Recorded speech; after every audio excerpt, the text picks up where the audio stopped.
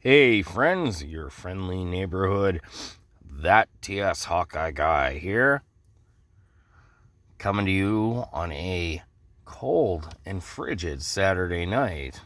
I'm enjoying several adult beverages, and I'm partaking in a few privileges we have in beautiful Canada. So, with the DC license reverting back to Mattel for the 4-inch figures, I'm not 100% sure on the 6-inch. I don't collect that line, so we're not going to worry about that. So I figured we would take a look at the 4-inch Mattel figures I own.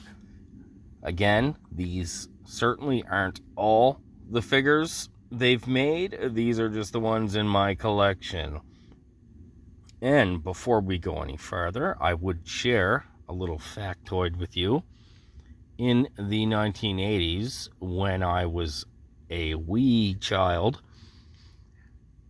the Superpowers line was made by Kenner, which was bought by Hasbro. The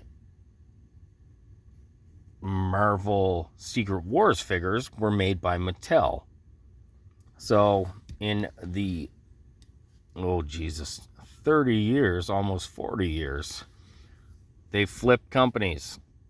I wish they were all under the same company. They'd all be like super compatible. They're not too far off, but the last time I think that happened was with Mego. So these two Joker figures, these were more kid-centric. They're more stylized. This one has 5 points of articulation. Not too bad. This one has a few extra points. It says 9 points of articulation. I kind of like this one, even though it is so stylized, but it's got certain charm to it. We have the movie figures. We'll look at this one first, because it kind of doesn't qualify, but it kind of does. This is foam.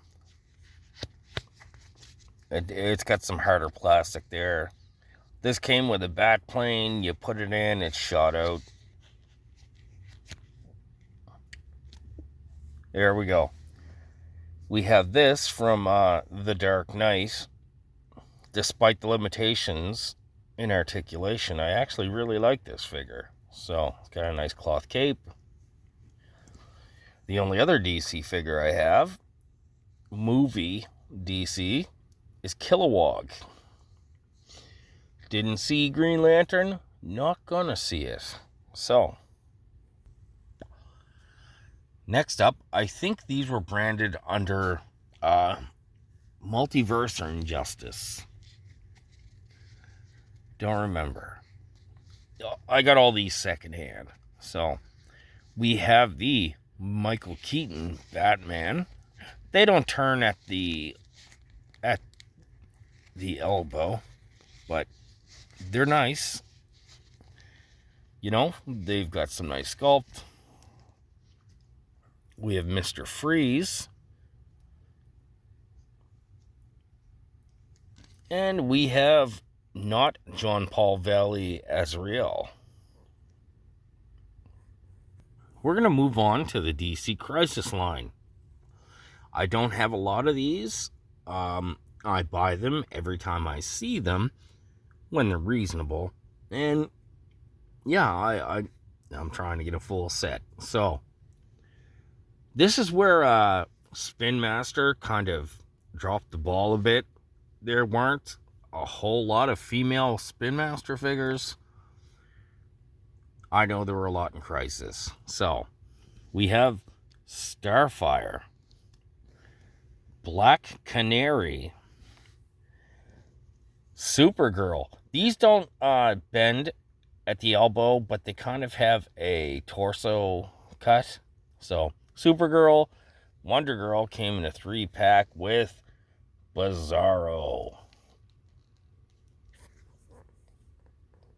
Keeping with the villains, we have Black Adam missing a hand.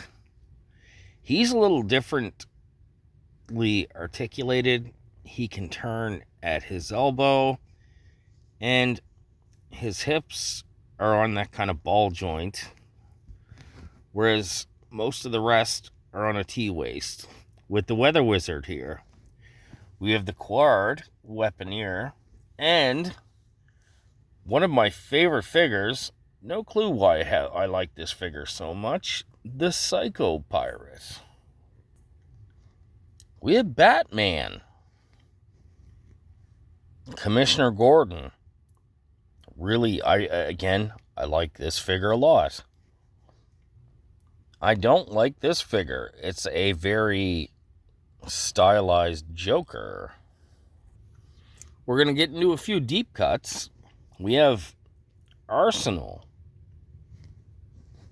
Guy Gardner, Adam Strange, Mr. Terrific, who can turn at the elbows. So they did have a running change on articulation. Black Lightning, probably, again, no clue why I like this figure so much. I just do. And lastly, we have Martian Manhunter, who has the new articulation on the elbows and on the hips. So, all right, friends, these are just my Mattel DC figures. I'm kind of excited for Mattel to take the license back. We'll see what they do. I might be eating crow. Who knows? All right. Any, suggestions on some good DC stories I should check out? Let me know. Recent. Yeah, we've all read The Killing Joke. We've all read The Death in the Family. And we've all read Kingdom Come. So, hit me with something obscure. All right, friends. Your friendly neighborhood, that TS Hawkeye guy. We'll talk again soon.